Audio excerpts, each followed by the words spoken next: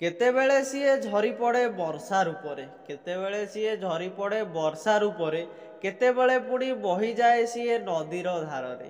हाँ नदीर धारे पुणी केतेबेले जमी जाए सीए हिम होई।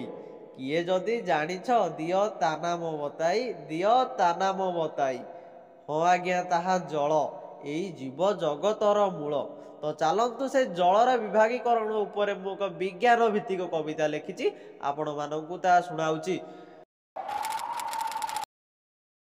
उद्दुजान दुई अणु आउ अम्लजान उद्दुजान दुई अणु आउ अम्लजान दुहींको संजोगे हुए जल अणुर निर्माण जल अणुर निर्माण।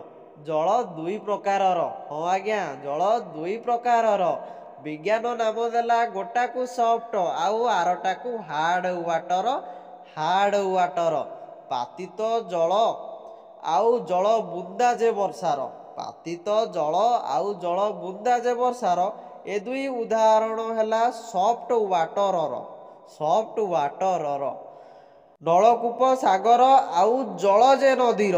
नलकूप सागर आउ जल जे नदीर कैल्शियम सल्फेट लौह मिश्रण रे आज्ञा हाँ कैल्शियम सल्फेट आउ लौह मिश्रण रे बोलांती जे सीए हार्ड वाटर।